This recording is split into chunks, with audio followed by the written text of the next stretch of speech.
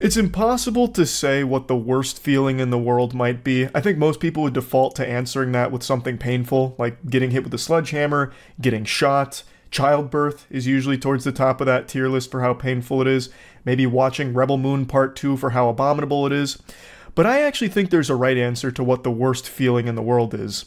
And it's being dead. And a YouTube channel called Watcher would agree with my analysis because they experienced death for about 3 days when they released their goodbye YouTube video, where they announced that they were leaving the platform in order to have their own subscription-based third-party platform for their content going forward, and people didn't like that. They got spit on more than a mic at a beatboxing competition, and now they're backpedaling. They've released an apology, and they've announced that they've made a mistake, they've apologized, and they've talked about their plan going forward now. I'll bring you up to speed on the lore in case you're unfamiliar with this story, but this is a massive YouTube channel. They are a beloved group where they made this absolute wet fart of announcement where it was saying that they were going to be producing all of their content going forward behind a paywall on their own platform for $6 a month. So all of the content that their fans were used to getting on YouTube for free is now locked behind a $6 a month subscription fee. They said they continue to drop premieres on YouTube, but the rest of the season, well, that would cost you some clams to access. Obviously, this ruffled everyone's feathers, especially considering they already have a Patreon where people were signing up for monthly membership fees of $5, $10, or $25 a month, and this was an additional service on top of that for a monthly subscription, so it was just a disaster. And they lost close to like 100,000 subs over the course of 3 days. It wasn't quite 100K, but it was a lot. And now, today, they've released this. Hey everyone, last Friday we announced that we're leaving YouTube and launching our new streaming platform. We messed up.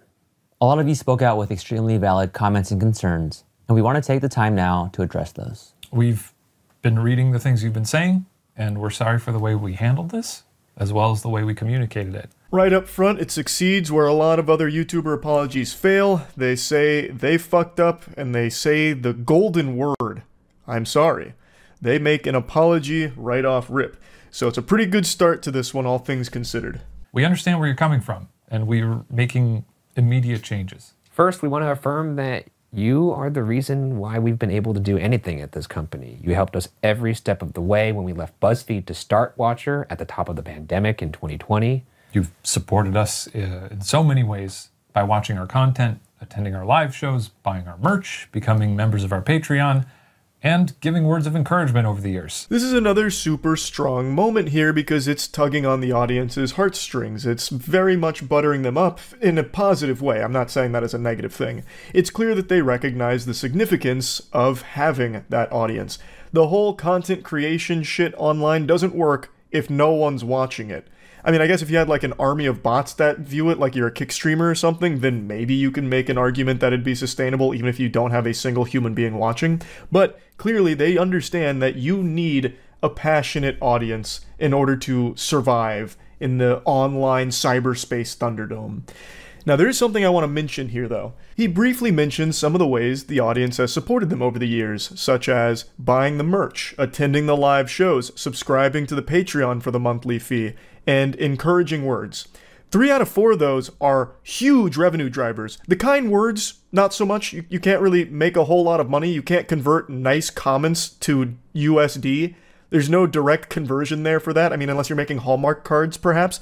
But those other 3, attending live shows, subscribing to the Patreon, and also buying the merch. And there is a 4th one there as well, which is just by watching the videos, you are directly financially supporting them because AdSense through YouTube monetization, as well as the brand partners that have paid to be on their content. So they're already heavily monetized content, and I didn't even think about the live shows the first time I watched their video. That's a huge part of some teams' bottom lines because they bring in so much money. It's like one of the main revenue drivers for bands in particular with concerts and buying tickets to it. So they have a lot of revenue sources already for their brand. So then immediately after hearing that in this video, I was like, so then why did you want to do Watcher TV for $6 a month? You have all of these other streams that the audience has been supporting for so long. Why would you want to have another one to milk those titties dry? Like, it just doesn't seem right. It seems greedy. Now, they do shine some light on the motive behind doing this, the reason behind the Watcher TV idea in the first place. So we'll get to that pretty soon. And we are incredibly grateful for your support. We're sorry for how we originally delivered our goodbye message to YouTube. It was insensitive. We didn't properly express how much we appreciate all of you. And we did a really bad job of explaining the reasoning behind this transition. We also want to deeply apologize for our ignorance around the impact of the cost. We regret stating and implying that it's a price that anybody can afford, and we fully acknowledge that it is not. We didn't take the proper consideration for how this cost would affect you, and hope you know that we are taking this as a serious learning experience. It seems like they really did listen to pretty much all the feedback. They're hitting all of the main points, both in their delivery as well as the actual idea behind this venture. So it's nice that they're up here taking the accountability and saying, yeah, these are things that we really just didn't even think about. I'm sorry, we fucked it up. Like that is something that you don't see very often, so it's nice to see them just take it on the chin here. With that in mind, we're making some changes to ensure that there's a way for our community to continue watching our content for free. If you want to watch our shows early and ad-free, you can catch them on the Watcher platform a month earlier. After that, you'll be able to watch our shows on YouTube for free. For those that have already subscribed to the platform, we are so grateful for your support. But if this change has you rethinking your membership, we will issue a full refund. And all past episodes and series will remain available on YouTube. That's a pretty solid change overall. That is something you see for a lot of Patreons for YouTubers or third-party offerings if it's not Patreon. So it does make sense that they do this here. I am surprised that that's not something they were already offering on Patreon with early access. That's one of the more standard ones. But I think there's absolutely nothing wrong with that. If there's people that are just hungry, starved for more Watcher content, they can subscribe for $6 a month on that platform and they get that content fed to them a month early. And those that don't want to or can't afford to can just wait for it to premiere on YouTube for free, as it has always done in the past for the content that they've come to know and love. That gets 2 thumbs way up from me for the back of the DVD box on that change. I think that's completely fine. Everyone wins there. If you really want the content early, you subscribe to the early access membership for Watcher TV. And if you just want to get the content that you already know you like, you just wait for it to come up on YouTube, and it's no different for you. So I think that is a totally fair compromise. As for the question of why we decided to launch our own platform, when we started Watcher in 2020, we wanted to create shows that we were proud of, that we had ownership over, and that would provide you the caliber of content that we felt you deserved. However, we were finding it harder and harder to stay relevant to advertisers and the constantly changing YouTube landscape. This is where my eyebrow raised a bit, so I decided to look into their content just briefly. I didn't do like a full deep dive here, but of their last 20 videos, 12 of them have brands on them. I'm excluding their Goodbye YouTube video, but also there's one more in that batch of 20 that I think doesn't really count, and it's a teaser trailer for the mystery files that they did, so it was just a very short trailer. But 12 out of 19 full videos have sponsors in them. As I mentioned in the last video, I own an agency that manages a lot of major YouTube channels of this size and bigger. So I know what a lot of those deals look like, and I know that those deals are super lucrative. And at their size, those are significant numbers that we're looking at. Over half of their videos of the last 20 are brand partnered. It doesn't seem like they were really struggling to get brands on their content, so I don't exactly know what he means by staying relevant to brands, especially because in this industry, brands focus mainly on your cold, hard Carfax, your metrics, your numbers, and they pull in great viewership numbers as well as a very engaged community. So brands must have hearts in their eyes anytime they get the chance to work with Watcher, just because their numbers are so good. But on top of that, they actually produce some of the most brand-friendly content imaginable. This is the type of shit brands salivate over. It's long-form, highly produced content, and the creators actually do skits for the ads. At least in all the ones I've seen. They do like a fully produced brand piece in this content. So the audience actually enjoys watching these ads. That is a match made in heaven for sponsors. So I was very confused on what he meant by staying relevant to brands. And then the second thing about, staying relevant in like the ever-changing YouTube ecosystem, that's a totally understandable one. I get that. The YouTube ecosystem is 100% like this boogeyman that no one fully understands. But it doesn't really make sense to me. We found it harder and harder to compete in the ever-changing YouTube landscape, so we abandoned it. We waved the white flag and said we're defeated, so we created our own platform with blackjack and hookers. That's a Futurama reference. I'm not saying that's what Watcher TV is. But the point is, why would you go from this is a lot going on YouTube and it's changing, to, all right, guess we got to leave it now and then charge people for access. That just doesn't really compute to me, because you kill your brand, obviously, which I think they've recognized now from all the feedback. It's very hard to get people to subscribe to $6 a month content on a third-party platform they don't know, as opposed to just showing them some free YouTube videos. You built your brand very successfully on YouTube, and you are still only growing from everything I can tell.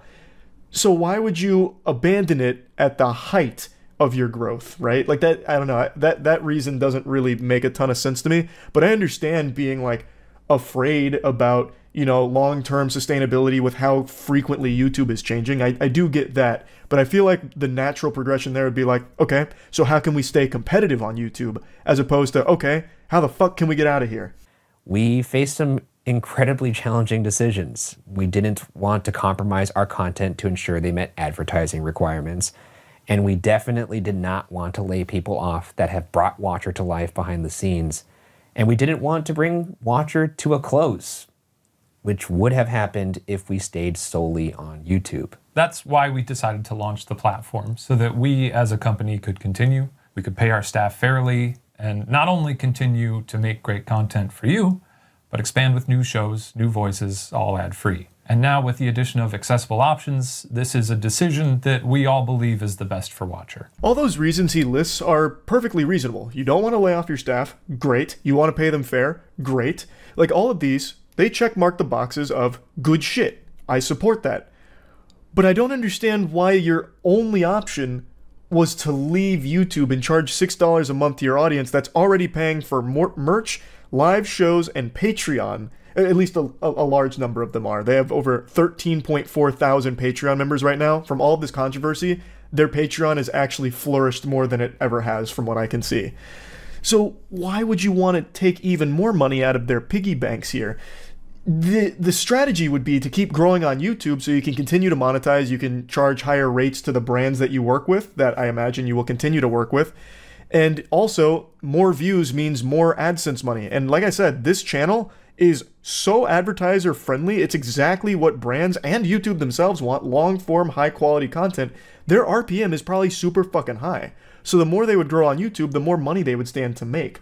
They would easily be able to expand, I would think, without charging $6 a month for their initial idea of paywalling the content that they were used to giving for free. I do like their new model of pay $6 a month for early access, but I still do find it unnecessary. I feel like the only reason that's there is because they can't fully walk back that now. They can't just get rid of that because people have already paid for it, so they need to offer something to those people that have already signed up. But I don't think it's a necessary thing for the survival of their brand. I really don't. Like I said, I know what these brands pay to be on the content. So just their sponsorships, I know they're bringing in 6 figures from these sponsorships. Easy. Easy. And their Patreon, you can start crunching the numbers. 13.4 thousand Patreons at $5 minimum, up to $25. Like, come on. That's a lot per month. Plus their merch is pretty pricey, and people are clearly buying their merch. It seems to sell out quite a bit. That's a lot too. Live show tickets, when those come around, that's a pretty big influx. Their AdSense popping off. Like, they have so many revenue streams, I don't know how they can possibly be at this point where they need to find more ways of taking money from their audience in order to survive. That just doesn't really make a lot of sense to me, unless there's some really odd mismanagement going on behind the scenes here. The videos they make aren't cheap, but I am confident that they're not costing them $500,000 per video or something outlandish like that. I know that's not the case. So how can you possibly be at this point where we had to find a new subscription for people to pay for in order to keep Watcher alive? I just don't get that. However, we realized that in figuring out the logistics of what this might take, we overlooked the way it would impact all of you. We hope you'll be patient with us through these mistakes, and we remain incredibly sorry that they were made in the first place. We also want to directly address our Patreon community, who have played such a key role in supporting us from the very beginning. All current Patreon members will receive a free subscription code to the platform. If you already purchased a subscription, please contact us and we will issue you a full refund. We look forward to continuing to make shows and introducing all the incredible things that we've got planned for the platform alongside YouTube. And in the meantime, we are forever grateful to all of the people who make up our community. And we hope that you consider joining us in this next chapter of our journey, whether that's on YouTube or on the platform. Thank you. Thank you. Thanks, everybody. Overall, this is a good apology video, I feel. They say I'm sorry multiple times, they admit their faults, they try and explain why things were the way that they are, and how they missed the mark. Like, they take a lot of it and seem to understand it from a place of genuine authenticity, which is great. I still, however, don't understand why it reached that point to begin with. I don't see how a channel of their size and their success with all of the revenue streams that they currently offer could possibly be struggling financially. I really don't understand. I don't. Like, knowing what I know about this space, I just don't see how they could be needing to take even more money from their audience to survive. I do think they made a good change with what they're offering for $6 a month. I personally don't think that it's necessary at all, though, especially because the way they frame it in this video makes it sound like that's the only way the watcher survives, is if they find a way to monetize even more off the backs of their viewers. So that's why the $6 a month there is being charged, because it helps keep them afloat. I don't know how they could possibly, with all of these revenue streams, be struggling to the degree that they make it seem like they are. But whatever, that's neither here nor there, I suppose. This announcement was very positively received by their audience, and that's the most important thing for the health of their channel and their brand, is that their audience feels satisfied with this update. And from what I can tell, they do. A lot of them do still state that there's been a breach of their trust here with what they tried, but it seems like they're forgiving and willing to see how things play out for this group in the future. So I guess we'll see what the watcher does down the line. That's really about it. So yeah. You all know how much I love awful YouTuber apology videos, but today I've got something truly special to show you. This is the magnum opus of saying I'm sorry. It doesn't come from a YouTuber either. This comes from a basketball player, and he completely redefined the apology video meta.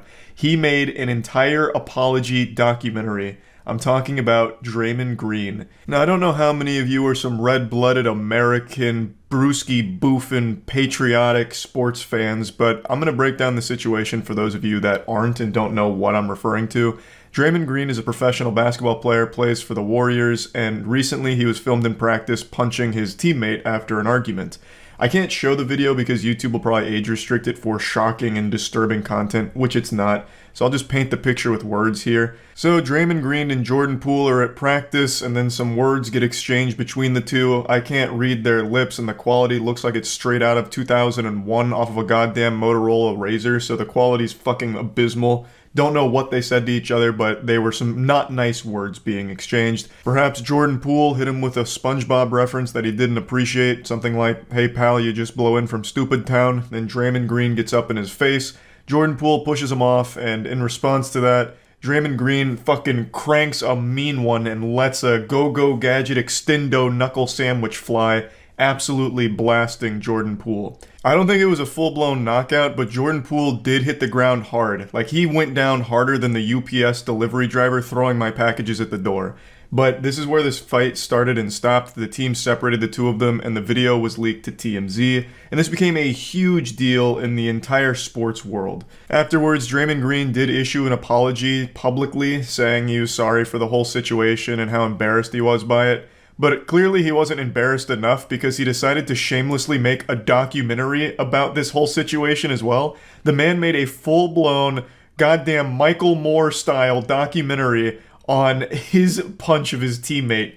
It's so weird and goofy. I'm going to show that to you now, at least bits and pieces of it, but I also want to let you all know, if you're not familiar with Draymond Green, the guy has a reputation for being a bit of a douchebag. If you just type in Draymond Green hitting players in the nuts, you can watch full compilations of how many times he's kicked other basketball players in their ball sack. He's made a habit out of it. There's one player in particular, Steven Adams. I believe he's kicked him in his fucking jewels 3 times. 2 times in one game, if I remember correctly. So he's got a reputation for being a bit of a dirty player and a bit of an asshole. So this was just a nice cherry on top of that already pretty bad reputation. On October 5th, Draymond Green and teammate Jordan Poole got into a verbal altercation during practice. The incident ended with Draymond punching Poole in the face. Yeah, they pulled out all the stops for this one, all the bells and whistles. They got a professional voiceover here, making it sound very official, professional. And you would think most people in general would want to move on from a controversy like this. Just, apologize, put your head down and ignore it, so that way it will hopefully go away faster. But for some reason, Draymond and the whole team that put this piece together really like to roll around in the drama of this, making it a spectacle. I don't know what they thought was a good idea about this, making a documentary to explain the punch. It's totally unnecessary. I think everyone understands what happened here. Draymond got upset and punched his teammate. It's very simple. It's like the simplest story ever told. Yet they're making it seem like a very complex issue with very many moving parts to it that we don't fully grasp, thus needed a documentary to explain it to our little idiot brains here. It makes no sense to me. They're just here trying to squeeze as much milk from this controversy as possible, just grabbing it by the tit to get as much juice from the squeeze as they can. I think you're initially upset, pissed off, which is why you have the reaction you have. You don't say. The reason you punch people is because you're upset and pissed off? Fucking truly groundbreaking revelations here. My third eye is open. My mind is being expanded. Just please slow down here, Socrates. We're tackling some very profound and deep things now. You're telling me there's a correlation between being upset and punching someone? No, what? Part of the process of why did this happen? And walking yourself through why. The different things that can get you to why what took place actually took place. It's not that deep. I wasn't even there and I could tell you why this happened. Because he hurt your feelings and you lashed out, you had a little temper tantrum and punched him. It's not a confusing situation that needs like a deep explanation. The only question I'd be asking is, why didn't you aim for his nutsack like you normally do? Now that you process what just happened, now you've processed the why. Now how do you feel and what do you feel about it? What in the fuck are you even saying? Jesus Christ, you punched your teammate. That's it. I don't think after the punch you immediately went into a sensory deprivation tank to meditate on it and really dig deep into the weeds and figure out, well, why did this happen and how am I feeling about it? Like, did you go immediately and see a psychiatrist or something? Like, what are you going on about here? Jesus. Imagine Jordan Poole. You get punched and the guy who punched you makes a documentary about it. You already know Jordan Poole and the rest of the team are laughing at Draymond Green for this one. And rightfully so. The man is the protagonist of premium cringe right now. So you get at a time, you give it some time to allow people to throw their opinion out, which quite frankly, I don't care about people's opinion. Yeah, this really seems like someone who doesn't care about people's opinion. He cares so little about your opinion that he made an entire documentary whining about the situation. That's how little of a fuck he gives about what you think about him. Now, please, shed some tears for this forgiveness documentary he's made. I don't spend much time, I don't really read many tweets at all. And so I was just at home chilling with my children. If you want me to be honest with you, I still don't know how much the world may think it blew up. Sparked by the leak of the video, the incident did blow up. The classic, oh, I wasn't even paying attention. I didn't think it was a big deal. I was at home with my family being a loving father, and in fact, I'm one of the best fathers on the planet. I'm not a bad guy. In fact, I was just so preoccupied being the best dad of all time that I didn't even stop to notice that people were upset at me for a video that was taken or something. I don't even know if it was a big deal at all. I apologize to his family. For me, that is the task at hand, to rebuild trust in our locker room. I felt as a man, I felt as a leader, that I would do everything that I can to make this right. That's a clip from his public apology when this first started blowing up, and I actually thought it was fine. He said, I'm sorry to Jordan, his family, his team, and then explained how he's going to try and make things right and make things better and get trust back in the locker room. And then a week later, he makes this absolutely insane documentary about the punch. So clearly something went awry there. The first response he had, I think, was okay. He's just like, you know what, I fucked up. It is what it is, and I'm sorry. And now he goes full Hollywood here, sniffing his own farts, and makes a documentary surrounding this punch. it's on me to make sure we're headed that way. Time clarity, you know what it is, I know what it is. Continue to move forward, put it behind us. It helps, allows you to start the process. And get back to business. That's where I go from here, that's where we go from here. Gotta love how this video is supposed to be like an explanation for why it happened and a little documentary surrounding it, but it doesn't even do that. It doesn't do the bare minimum. He just says like, well, why did it happen? And it's the process of understanding why it happened, but never even says why it happened. He never even explains why he did it. I mean, everyone knows why he punched him, like we all get it, but this whole documentary was built around the idea of, well, here's his chance to defend himself and give his side of, what happened here and how regretful he is. But it doesn't even do that. But you want to know the best part of this documentary? It says nothing. It doesn't even make a point. It's just like, hey, here's Draymond Green, he punched this guy, and here's him moderately reflecting on it. And then he goes back to practice, and he says it's time to get back to work, and he hopes he could lead the team better now. That's it. That's the whole documentary.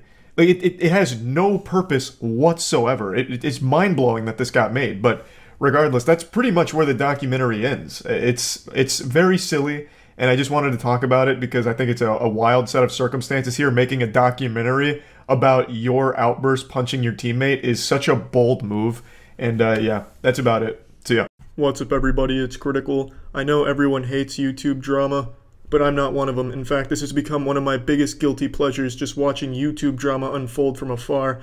This is my soap opera. This is my As the World Turns, fucking As the YouTube Burns, that's what this is.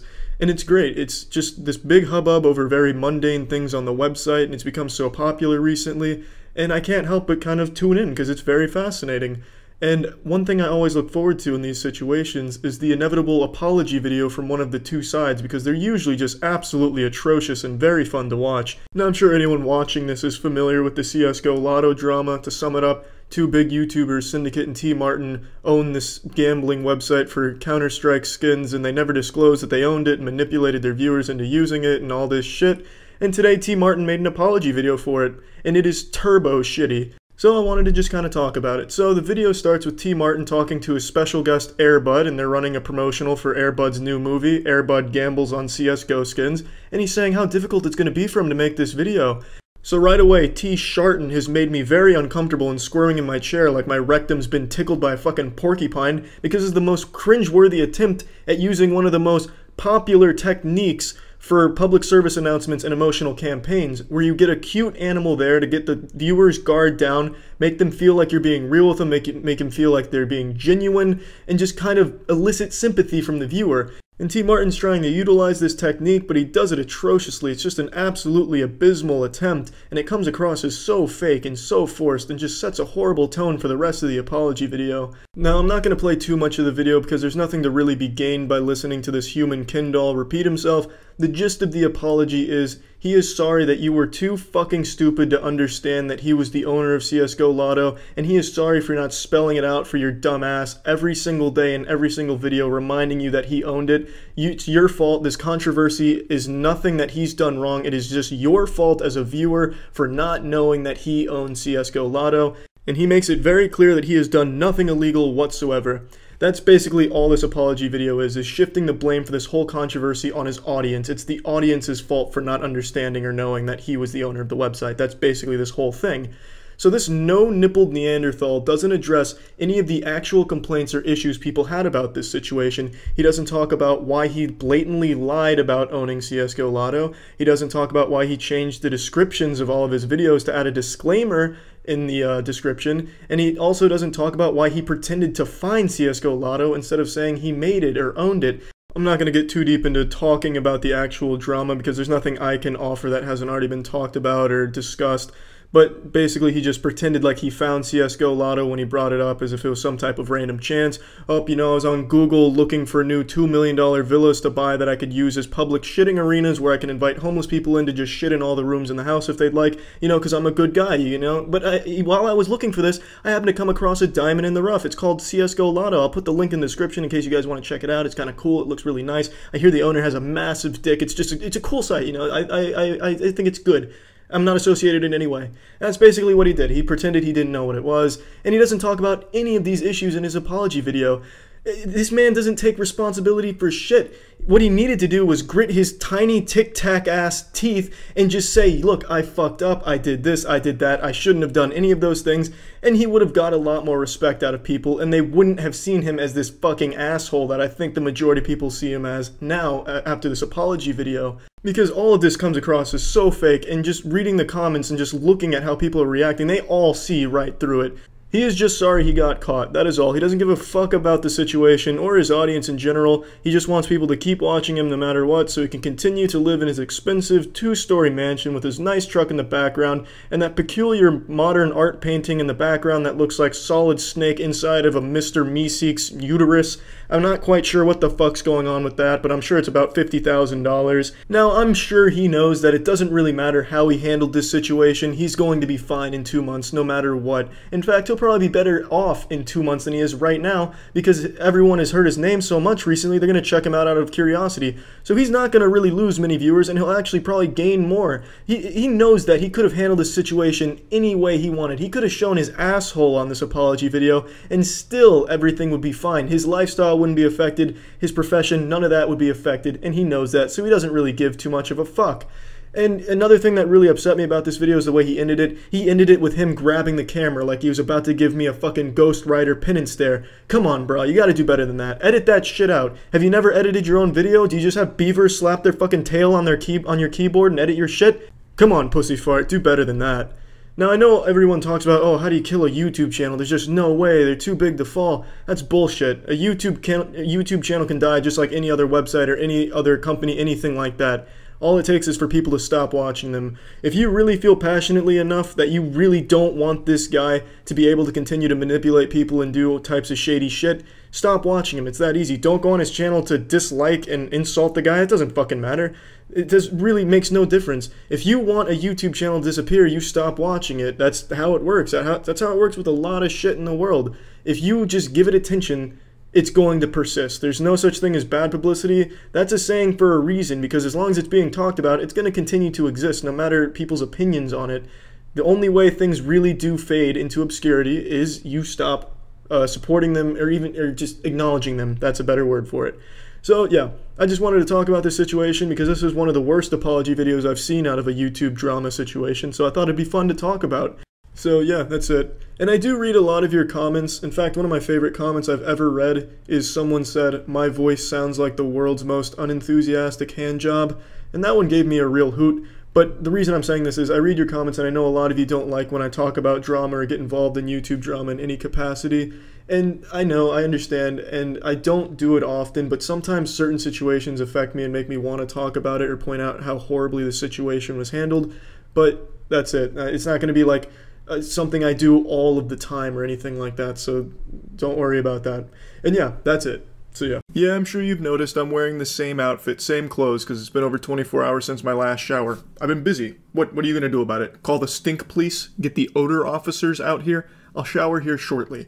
Today, we're doing something we haven't done in a long time. We're looking at an apology video. This one I could not resist talking about. It is a shockingly bad apology videos, even when you consider all of the classics we've seen come out over the decade. It's a TikTok creator named Michael Duvall. To summarize a lot of the lore, just dropping you some tidbits on it, Michael Duvall was a preschool teacher who produced OnlyFans content at the preschool he worked at. You'll hear it come directly from his mouth in a moment, but occasionally he would take nude photos of himself in the bathroom and even had a video of him masturbating and ejaculating onto the toilet seat, which apparently had like a training seat on it, like for kids to learn how to use the bathroom. It's fucking gross. I guess let's just start from the very beginning. And 2020 is when I made my OnlyFans. 21 about is when I met my ex-fiance and we got engaged in 2022. And we also broke up in 2022. But I would say that this whole OnlyFans story starts from when we were still together. He spends the first like 3 minutes here talking about his previous relationship and how it kind of got him back into doing OnlyFans content. He said it was a bad relationship, a lot of bad things happened, felt like he was being forced to do things on OnlyFans. Eventually the relationship ends, and then all of this stuff with the preschool happens. So to me, it really feels like it's kind of not relevant to the matter at hand here, how you got back into the OnlyFans content, when what's actually being discussed here with the preschool stuff was choices you made by yourself way after that horrible relationship ended. So it feels to me kind of like he's mentioning this past relationship as a way of like kind of subtly pushing the blame onto his ex for how things got to where they were. It just doesn't seem like it was a good opener here for something that's supposed to be about taking accountability, because it feels like he's immediately like avoiding it. Like it really does seem like he's just serving up a yappy meal, and we don't even get a cool Minecraft Steve toy with it. Now, growing up how I did, it's no shock that I was really excited seeing all this money that was coming in. And so I tried really hard. I posted hundreds, if not thousands of times a day in so many Reddit pages, on my OnlyFans, on my Twitter, just stuff like that. And as you know, I was working as a preschool teacher, technically pre-K, pre-kindergarten. And so I had a lot of free time at work where I would post on those apps. Posting thousands of times per day is unhinged. Not even those rage bait Twitter accounts that drool on that platform day and night trying to engagement farm for $15 at the end of the week get that many posts per day. That is a crazy amount, especially while at work. How would you possibly, as a pre-kindergarten teacher, think that it's appropriate to just be posting all day on these platforms, and for that kind of content too? That's a fucking disgusting thought process where you'd go from like, alright kids, nap time, go to sleep. Alright, perfect. Now I can make my 300th post a day about spreading my chocolate starfish on this Reddit page, and then I've got to check my OnlyFans to see if anyone's requested me to do a little sounding. Like, that is lunacy. He mentions that he had a ton of free time at work here. I can't imagine there was that much free time to make hundreds, if not thousands, of posts on these platforms. Like, when were you ever even doing your job of teaching pre-kindergarten? I did go to the bathroom a few times and snap a nude. A lot of the reason why I did that was because I was getting paid by people, and now when I said that, people thought I was getting paid by like I don't know if you can say this word, PDF files, you know what I'm trying to say. People thought I was catering to them, and now with some of those Reddit groups I was in, I should not have been in. They were definitely like dad, son, trans girls. I got kicked out of a lot of groups for like not even fitting the criteria, and it was definitely weird. But when you're in sex work, I don't know. I was just too blinded by the money that was coming in. I know that's no excuse. Here comes the cold water. It was pedophiles that were paying you to do those things. He keeps denying that, saying that it was, you know, just people wanting to see him do it. It had nothing to do with the location or anything like that. But here comes the truth, like a fucking boxing glove out of a wall, the sock in the jaw. That is exactly who it was, and a lot of people were no doubt paying him because it was in a preschool and shit. He took photos in the fucking preschool classroom he taught at, too. They weren't bare butt-cheek photos and nudes or anything, but he would take photos in his actual preschool classroom with his ass sticking out towards the camera. How are you going to say that you weren't selling these to pedophiles? They clearly knew you were in a child environment doing these sexual things. So then fast forward to the day I took my first nude at work. I honestly don't remember it, but I do remember that I would get paid like say $45 to take a picture. They'd say go take it, and I would. Now I never did any of this while clocked in. I wasn't allowed to have bathroom breaks like that unless it was an emergency, of course. So when I was in the bathroom, I was upstairs, classrooms were downstairs, I was far away from everyone, in the teacher's bathroom that was locked. That's another thing people are confused about, because they see that the toilets had like little training seats on it, and there was 2 toilets in the bathroom, which was kind of weird. And I think like originally a long time ago, those were kids' bathrooms and we would use them in an emergency, but for the most part, those were for the teachers. Like a suitcase, there is a lot to unpack here in just this small section, so let's start at chapter 1 here. He claims he never went dicko mode while on the clock at work. He said that when he took those nudes, it was when he was off the clock. Now let's flex our neurons here for a moment, activating 100% of our brain power for a little Jimmy Neutron blast. If you are off the clock, why would you not just go home and take those photos then? Why do them at that preschool? My thought process is the reason he would take the photos there at that preschool is because he knew that that's what people wanted from him. He likes to claim that they weren't pedophiles and he wasn't catering to these fucking freaks. Yet, if he was off the clock while doing this, why wouldn't he have just gone home if the location truly didn't matter? Food for thought. Now moving on to the next piece of this fucking gross puzzle. He says that the bathroom that he would take those nudes in or film the masturbating videos in was the teacher's restroom, which is far removed from the children's restroom. It's on, the upper level, and it was locked, so that way kids couldn't access it. This was the teacher's only commode. Yet, he calls attention to the fact that there is a children's training toilet seat on there, as well as another toilet, like a tiny toilet for kids. And he even does mention that sometimes this still was used by kids in an emergency. He blows his wad, fucking dumps a load onto the children's toilet seat in this restroom.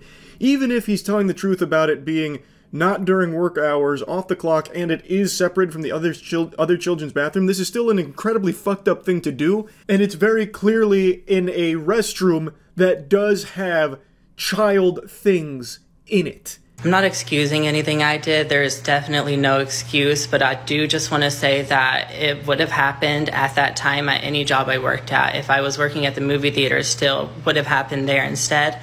It just so happened to be at the daycare, which makes everything so much more worse. No excuses whatsoever, except for the excuse he's making right now.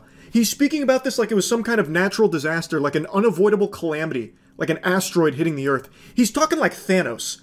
This was inevitable. I was going to be stroking my shit till it shot yogurt ropes on a toilet seat for OnlyFans content. It was just a matter of when and where. Could have been a movie theater. Could have been your grandpappy's outhouse. But damn it, it happened to be this daycare that I worked at. Like, what the fuck, man? The audacity for him to try and compare what he did at that daycare to it happening to him at a movie theater, if he happened to work at a movie theater, is a crazy leap. You were a preschool teacher. People were sending their kids to you under the assumption that you were going to educate them and those kids would be safe. And in that environment, you were making explicit content. You were making sexual posts. You were making pornography in the fucking bathrooms, man. That is not even in the same ballpark as if you went into a movie theater bathroom and ejaculated on the toilet seat. It's also crazy that he's trying to say, like, it just so happened to be at that daycare. Goober, you chose that location. You made the conscious decision to film that content and take those photos at the daycare. It wasn't just some random chance where you happened to spawn in at the daycare and had to film it right then and there, or else you would have fucking died or something. You made the choice to film it there. You could have just waited until you went home and did it at your house in privacy, as opposed to doing it at your job at a daycare where children go. Like, I don't know why he's trying to make it sound like, oh, it was just completely, like, it just happened to be there. He did that on purpose. There's no reason or excuse I shouldn't have waited till I got home. I guess I was just too focused on the money, and at that time I hadn't started my social media career, or maybe I just started it, but I was really focused on the success I was getting on OnlyFans and all the money I was earning, and I used that money to start my shopping vlogs, and that's how I got started on social media full time. He finally mentions that he could have just went home and did it. He has no reason why he couldn't have just gone home and done it. However, I truly think that he knew what he was making and for whom he was making it for. That's what I believe. There is a reason why these fucking weirdos were requesting him to take these nudes and make this sexual content during his time at the preschool. They wanted him to be at that location for that content. And I really think that Michael Duvall knew that and was probably concerned that if he tried to fulfill those requests outside of the daycare, he would lose their business. He would stop making as much money as he was currently making from them. Now, he does say that it was 4 or 5 posts that people had pointed out, and he has taken down since and is no longer earning any money off of them. But the fact he did this at all in any capacity, even one time, is still just inexcusable. Being successful on social media. Should I have done it? No. It was gross. It doesn't excuse anything, but at the same time, I hate when people call me names when I know it's not true, or people assume that I was doing stuff that I wasn't doing just because it was at a daycare. Where it was had nothing to do with what I was doing or what I was putting out or the people I was talking to. Those people did not know where I work. Those people did not care where I work. I remember I did post in some of those groups before, like, I'm a teacher. I was trying to have that shock factor. I was trying to have that thing that makes me kind of of different. A broken record. He keeps harping on this point that the location didn't matter, but he immediately contradicts that by saying that he would even advertise that he's a teacher to these clients as like a shock thing to stand out. So wouldn't you think that since you have said you are a teacher and they are requesting and paying you to take these photos, that the location does matter? It's not like these people saw you were a teacher and then started paying you to take photos building a rocket ship with assless chaps on. They were asking you to take these photos at the daycare. Like, I really think it should be pretty clear that the location did matter to them. At least, that's what I think. I think that's pretty obvious. That's my opinion on it. I don't know why he's trying to deny that the location was like a selling point to these people when he is actively saying that he would tell them that he is a teacher. And I know my full story, I know the truth, but that does not excuse what I did at the preschool, and that does not excuse... I also have racist tweets, which I know if I address this, people will bring that up. Now, this is where his apology takes a crazy turn I haven't seen before. He is breaking new ground, a pioneer in the apology meta. While addressing the current subject, he then gives something else here that nobody was talking about until he brought it up. In the middle of this discussion, he then says, oh, also I have racist tweets. I have racist tweets as well. And it's like, whoa, wait, where did that come from? Tweets from like 2014 where I said the most insane things. I said things about animals I shouldn't have said, like abusive, not sexual. And I said things about people, groups of people, black people, Asian people. I was very much unhinged and kind of wild as a kid, and I don't want to use the house I lived in as an excuse. There really is no excuse. This tiny little section here comes in like a surprise post-credits scene. I don't know where this came from, out of nowhere. He just brings this shit in out of left field about his racist tweets in the past. And like some things he said about animals in the past. Very odd. I was also doing a lot of drugs, and I know I said I didn't want to bring up any excuses, but that's just partially why I don't really remember everything. And so seeing it come to light, it's almost like me seeing it for the first time because I've completely shut it out of my mind, blocked it out. What? So now you're saying you were doing a lot of drugs at the time, so you don't even remember a lot of these things? A little confused here on the plot. Were you doing drugs while working as a pre-kindergarten teacher? Like you were showing up to work high, and because you had done so many drugs, it led you to think it was okay to make that content? Or are you saying you were doing so many drugs at the time that you did that content sober, but then the drugs blocked it out of your mind, like clouded it? I'm a little lost now on what this claim is about the drugs and not even remembering doing a lot of it. And to tell you the truth from my mouth, because I know hearing it from rumors, it can sound a lot worse than it was. I promise you no kids were ever involved. What I did in that bathroom had nothing to do about the building I was in. I know I let a lot of people down, and the people I let down the most is mothers and people with kids and people who thought they could trust me and knew who I was. I just want to say I'm truly sorry. I never meant to make anyone question the type of person I was. I never meant to hurt anyone. I never meant to make those mistakes. And kind of nuts to me how he says that it sounds a lot worse than it was. Buddy, it was that bad. Like, even all the things that he shed some light on only served to confirm everything that had come out about it. Like, he doesn't really, you know, offer any kind of other explanation that makes it not as bad as people thought. It really is just as bad as people thought. The rest of the video, though, is spent with him saying that he's sorry to mothers and people that he let down with all of this, and he does keep mentioning that the building didn't matter, which, again, he contradicted himself earlier when he said that he advertised himself as, like, a teacher to these people, so I think it did matter. Like, they were requesting that. Like, I think it very much did matter. He doesn't want to admit it here, but I really do believe that he knew that it mattered. Anyway, though, the apology itself is still just not very good. It is a very interesting strategy to also throw in like the racist tweets out of nowhere that he decided to mention on his own accord. And even though he said multiple times that he's not making any excuses, he does then immediately try and make excuses throughout the apology. Overall, not the strongest apology. That's about it. So yeah. I thought it was appropriate to do a little drama follow-up and update to a few stories I've covered over the last few days now that they've begun to settle down a bit and the smoke has started to clear.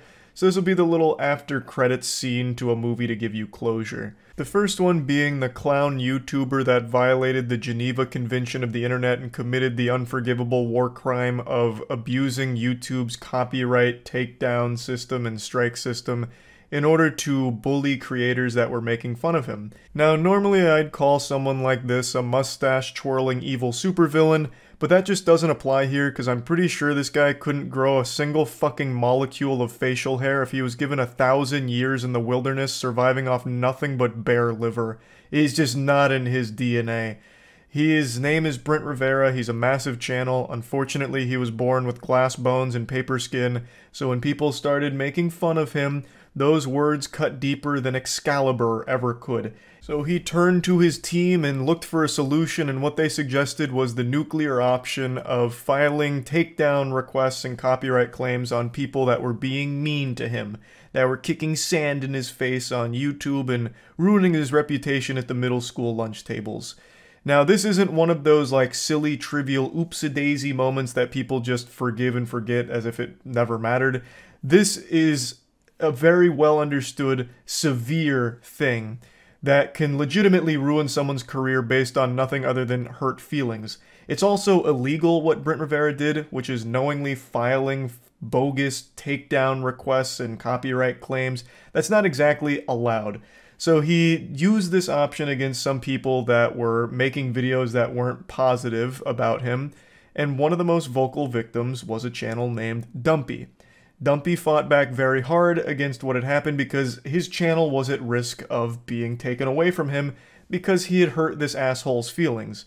Now, the situation was YouTube actually sided with Dumpy and they weren't going to take down the videos, but they did end up taking down one piece of content, which is still alarming, and the future of his channel was, of course, in a pretty scary spot, not knowing what Brent Rivera would do next, like would he double down on it and try and go even harder, so he was rightfully upset and concerned. And now it's been 2 days since then, and Dumpy has posted a follow-up video where he went over the whole situation and actually showed a DM that Brent Rivera sent to him, which claims that he will be releasing all of the copyright notices on his channel, and then even says that he applauds him for grinding and putting in the work to make a career on YouTube. It's something that a lot of people are scared to do, but you have proven otherwise. I wish you all the success on YouTube and your career, bro. Hope he can resolve this. He also says that he won't be taking down any of his future videos if he makes them, and I hope that extends to everyone who has made videos about you, Brent, not just Dumpy being the biggest one. That should be a no-brainer that people are allowed to criticize you and make videos talking about your content without fear of you coming in and trying to snatch their entire fucking channel away because your feelings got hurt. So hopefully it's not just Dumpy that you're doing this for. But I do want to mention that second paragraph where he talks about, like, Dumpy's grind and how he's like proud of it, happy to see it, and you know, wishing him nothing but the best in it. To me, that just reads very insincere and phony. That seems like very corporate PR speak because his whole grind and everything you had a huge issue with because it was at your expense. So why are you going to pretend like you actually really appreciate it and admire it? Like, just be honest. Like, it just doesn't seem honest at all. There's no reason to put up a facade. You can just be like, bro, your videos fucking hurt my feelings, I overreacted, yeah, is what it is, I'm releasing it now, I see this as a big fuck up, a big blunder. And that'd be a lot more respectable than trying to put on this like, bro, you're a fucking grinder, you're out there nuts to butts and you're doing it big, that shit is so fucking lit, and I know you're gonna keep doing big things, I am so proud of you actually, I'm so fucking proud of you, patting him on the ass, like, that's just, it's not genuine. Like, and there's just no reason to even pretend to be. So maybe I'm wrong. Maybe Brent really did love it. You know, I couldn't tell you. I just, it doesn't seem that way. But that's not where that ends because when Dumpy posted this video going over all of it, Brent went into the comment section to do a super thanks. And this is probably a feature none of you know about. I don't have it turned on for my channel, but it is something that exists on the platform where you can just directly donate to a creator in their comment section and it highlights your message. Brent used that feature and donated $400 to Dumpy and said this. In the meantime, while the copyright request is being retracted, here's something to help, smiley face. Again, sorry about that, bro. So he's putting an apology on the back of $400 here. Dumpy did reply to this. He didn't really accept the apology, and then also mentioned that he still has active copyrights against other creators that he's aware of, which, you know, I think Dumpy is well within his right to not accept that apology, because, you know, it's you almost took away his entire fucking career because he hurt your feelings. There's not really a whole lot you can do to make Dumpy like you or just like forgive that. It's just a matter of moving on from it. You are doing the right thing, which everyone will appreciate. You are walking back on this bullshit here with these takedown requests. That is good, but I just don't think there's a whole lot you can do to earn anyone's trust back or view you positively. It's something that you'll have to prove over a long period of time if you actually learned anything from this whole situation.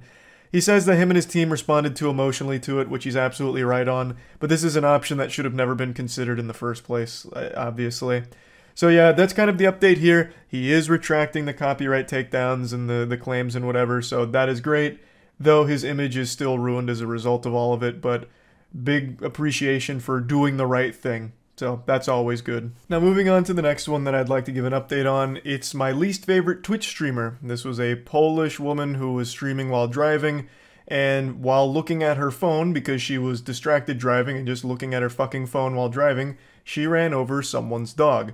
It is an absolutely awful video to sit through. It is fucking painful to listen to. It was very, very sad. This absolute imbecile even mentioned that there were a lot of dogs around near the road, and then got a notification on her phone from Twitch chat, so she went down to just fucking stare at Twitch chat for a very long time, and then just blasts one of the dogs.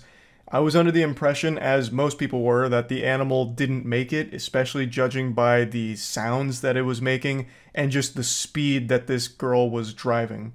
Like, this was like some Fast and Furious shit. She was like fucking drifting around. I'm exaggerating, but she was going very fast.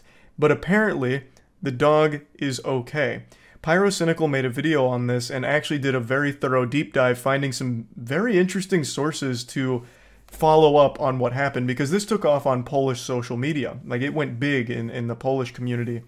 And according to some pretty seemingly reliable sources, the dog is okay. The dog is fine, and it will recover fine, which is miraculous. This dog is made out of pure fucking adamantium.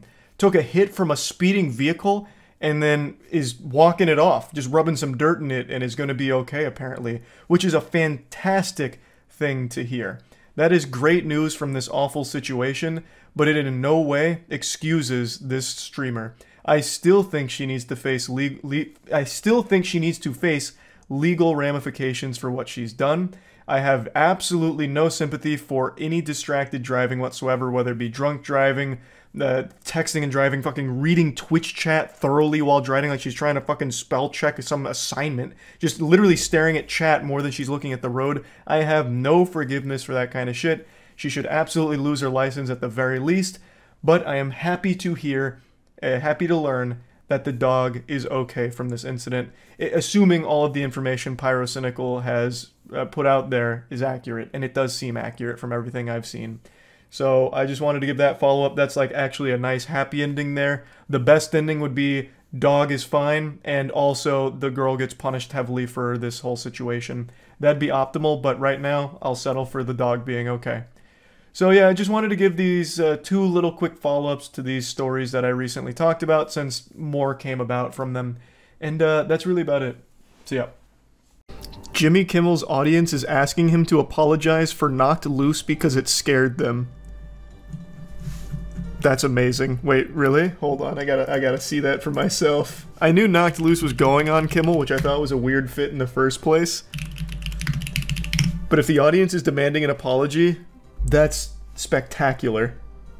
Jimmy Kimmel fans ask for formal apology after inviting heavy metal band Knocked Loose to perform. Oh, Poppy was there too. Jimmy Kimmel invited Knocked Loose and Poppy onto stage for his live show. They're known for their scream-like vocals and grungy guitar riffs. Best known song, Counting Worms, gained nearly 40 million streams on Spotify despite only containing one actual verse of lyrics. Knocked Loose is fun. I like Knocked Loose. Good lord, this website's not even loading because of all the ads it's trying to fucking shove down my throat. His normal viewers and often top commenters on Facebook were quick to diss the choice. One wrote, "You know, I was trying to enjoy the program. Well, that's your first problem. You were trying to enjoy a program. Why would you turn on Jimmy Kimmel for that? You were already doomed from the start. I was sitting on the couch with my son, who was an adolescent." I don't know why he's screaming that. "Waiting to see the musical guest because we like nice music the show usually books. By the third or fourth junt from the guitars, my son was in tears." What kind of fucking word is that? Junt? Like gent? We bringing gent back? Man's out here just dropping new nomenclature here like a gadoosh. I like it. He doesn't like scary things, and quite frankly, I think the Kimmel Show and its staff should make a formal apology. Man, your son needs to grow the fuck up. If guitar riffs are scaring him, as an adolescent, come on. You're setting that kid up for failure. Man's gonna cry anytime there's a beautiful sunset. Oh wow, wait, they kind of went hard for this performance. They gave him pyrotechnics? Shooting flames? It's like the intro to Triple X here with Rammstein. And they're complaining about this? It's probably the most excitement Jimmy Kimmel viewers have ever seen. If I have to read the lyrics, I'll just read them and not listen to someone yell them. Huh? What the fuck? That wasn't singing. Anyone can yell lyrics and get paid. This what not enjoyable. And you can't understand more than 5% of the lyrics. Moshing doesn't not equal dancing. Who wrote this? Go back to 3rd grade. They were moshing in the pit too at Kimmel. I gotta see this performance actually. It'll be the first time I look at a Kimmel segment in years. Okay, I gotta show you a still from this. Look at this shit. Moshing at the Jimmy Kimmel Show? Why I never... What? Wow. Imagine being so joyless that you just can't appreciate the fun. Even if you don't like the music. Like, if this was country, I don't like country music very much, I'd still be like, ah, they're having a good time. I don't need an apology from Jimmy Kimmel. At least it's not James Corden. Oh, James Corden would never. James Corden himself would probably go into cardiac arrest if Knock Loose hit a single chug on the guitar. That man couldn't take it. Have you heard of Jeffrey Lash, the man who convinced his wife he was a shape-shifting super soldier and turned her house into a super lair? It's cool they brought Poppy too with Knocked Loose. This concert actually looks like it went hard. On Jimmy Kimmel of all places.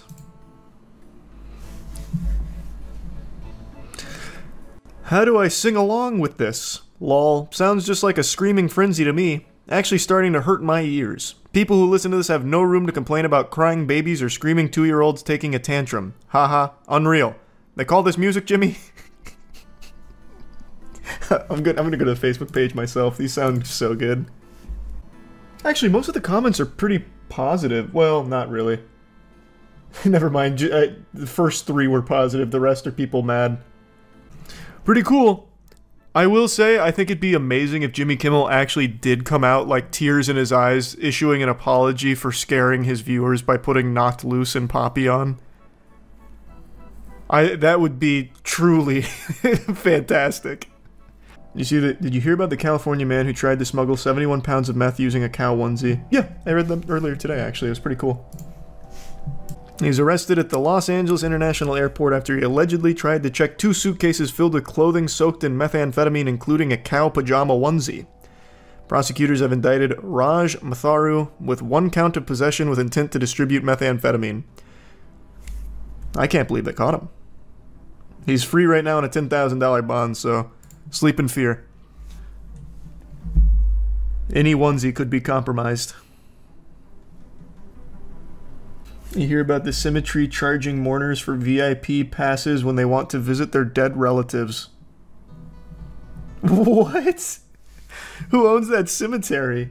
Nintendo? Yeah, cemetery charges mourners for VIP pass to visit dead relatives to help keep gravesites safe from undesirables. Wow. Wow. The Garden of Remembrance located in the town of Stoke-on-Trent. That's the name of a town, Stoke-on-Trent? That sounds like an insult. That sounds like something you would say to someone during an argument. Fuck you. Well, Stoke-on-Trent, John. It says those who don't purchase a pass will only be able to enter the cemetery during office hours. From January 2025, the site will be protected by electric gates. The gates at the front of the site will open and close automatically at set times. Fuck me, it's like breaking into Area 51 just to visit a dead relative. The entrance to the cemetery... I keep saying cemetery. The entrance to the cemetery will be via VIP pass, making the site secure for our staff, families, and visitors. Please ensure you have your pass in good time for the new year. Okay, it claims that it costs 10 euros, approximately 12 bucks per pass for access to the Rose Garden, and $6 per pass to visit a grave. It's unclear whether it's a one-off fee or whether pass holders will be charged that amount each time they enter. Cool. The Disney Pass model, but for grave sites. That's awesome. That's just what we needed. Fucking microtransaction battle passes for cemeteries. Love it, love it. You gotta get your cemetery subscription in. Otherwise, you're not leaving flowers for Mima, I'll tell you that much. Kids, we bought a season pass to visit your grandma. Separate notice says non-VIP pass holders can still enter the grounds from 9 a.m. to 3 p.m. Monday through Friday. Oh, so it still has some public access. Please note there will be no access at the weekend, on bank holidays, or any other dates when the office is closed. Thanks for your cooperation. Now I need to pay a membership fee to visit my dad's grave, Jode Bourne, whose father, Mark Bourne, is buried in the grounds, wrote on Facebook. This is an absolute disgrace. Shame on you, Garden of Remembrance. This gravesite is absolutely beautiful. What? Look at this. That's a premium pass holder right there. Sounds like EA's behind it. Wait for the holiday season pass. It's gonna be big. That's true. Surge pricing model. Is that even legal? I guess they own the land. The owner, Jason Taft, hit back telling a local newspaper that he spent approximately $10,000 on security and tech upgrades to keep it safe. VIP passes are believed to work as key cards that will open gates that provide access to the site. There's 1,300 graves there, and we could not send that many keys out so people can come and get a card if they want one. We're not locking people out, and this gives them access till 9 p.m. when we would normally be closed. People can know it's safe when they're visiting, and they'll be safe from undesirables breaking in now. The key cards are not coming into force until January 1st because people wouldn't be happy if we did it before Christmas. They're not going to be happy in general, man. He handed out 90 free passes to the most vulnerable members of the community who have relatives buried there. What a hero. Pay to win cemetery experience, yeah. Pokimane apology tweet came out. She made a tweet about the situation. That's breaking news.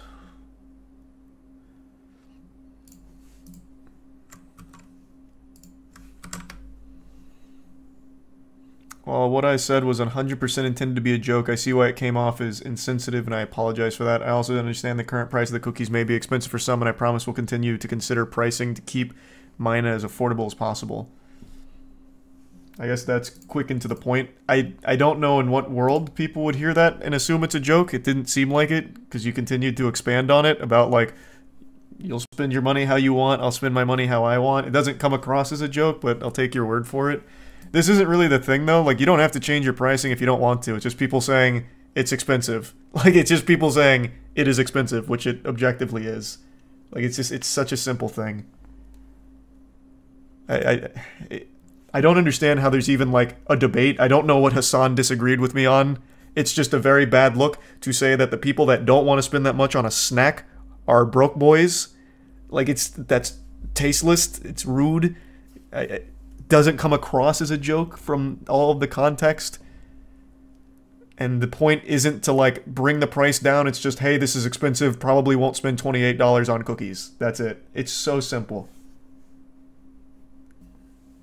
But yeah, I have no idea how this affects the future of her snack company. No clue. We'll see. It probably won't have any effect. There's no telling. I'm sure she'll end up being fine regardless. Hassan just defending his friend.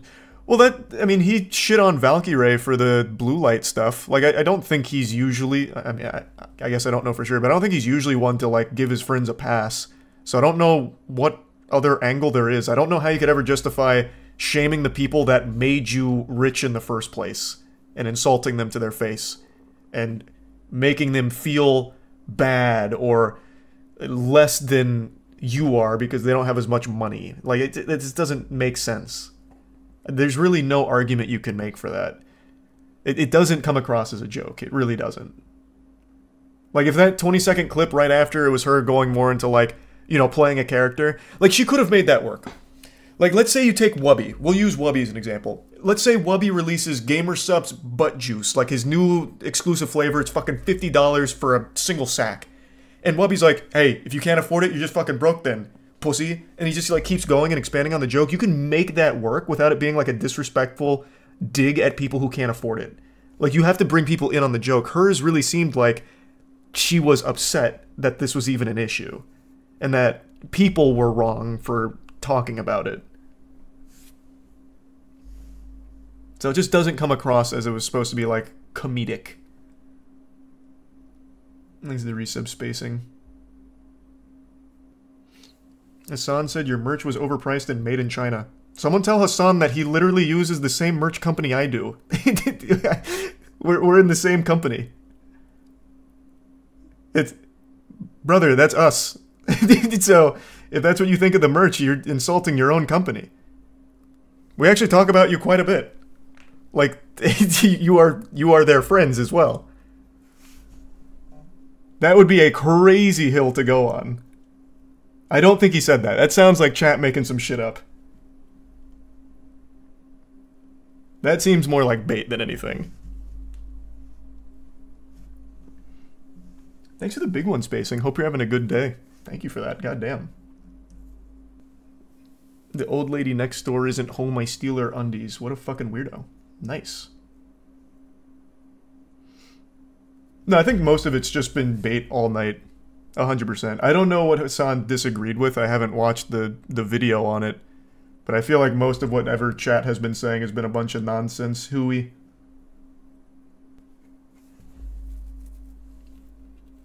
I don't know what Heartstopper is. I'll check it out at some point. I still need to watch Pluto. Pluto's the next one on my to-watch.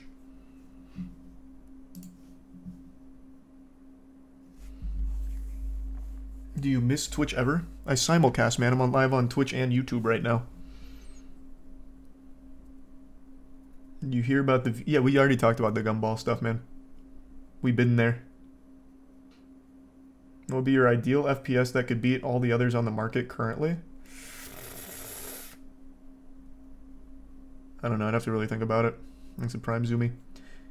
Hey, Boom. What do you think of F1 in Vegas? Are you talking about hiring security to make sure that people couldn't watch? You guys gonna going to the Christmas tree farm again this year? Probably not. That tree we got did not last very long. I know it's like really good to do that, and I'd like to support the Christmas tree farm because they seem like good people trying to do a good thing. But man, that tree, she was struggling. I don't think we took care of her the right way. Needs a lot of water, like a couple gallons a day. A lesson we learned the hard way. I didn't know those things were so fucking ravenous. It was crazy how quickly that thing started to wither. Some of them sauce, yeah. I'm not sure who my favorites would be, though.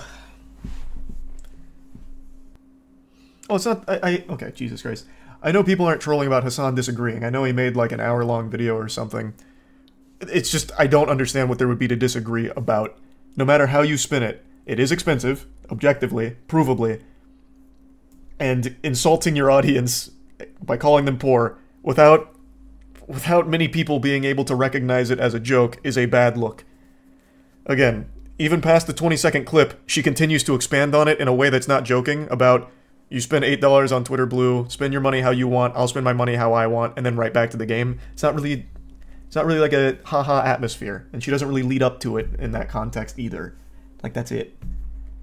The whole point is, it's just a bad look. People pointing out a legitimate thing, it's expensive. It's super simple. I just don't think this is a nuanced thing. The internet likes to take simple things and make them super nuanced. This is not one of those. So you're the arbiter of jokes now. Yeah, actually, I am the joke police. That shit was trash. If that's your jokes, it's shit. Go back to the drawing board. Yeah, I'll be the joke police for that one. I do that for everyone, by the way. Anyone that does like poor shaming or whatever, like going for that kind of shit, yeah, I think it's trash. 100%. No respect for it. How about that? Crazy hot take. I think it's lame. Offended easily. Yeah. Yeah, I guess so. I will play more Lethal Company. It's a fun game. You can buy it, man. I'm not your accountant. You can spend money on it. Anyone's welcome to. You see the beat? Yeah, we already talked about the gumball shit, man. We already went over all of it. Yeah, Last of Us Remastered, I know. It's like their third one. I really couldn't care less about it. They just keep remastering that shit instead of adding anything to it.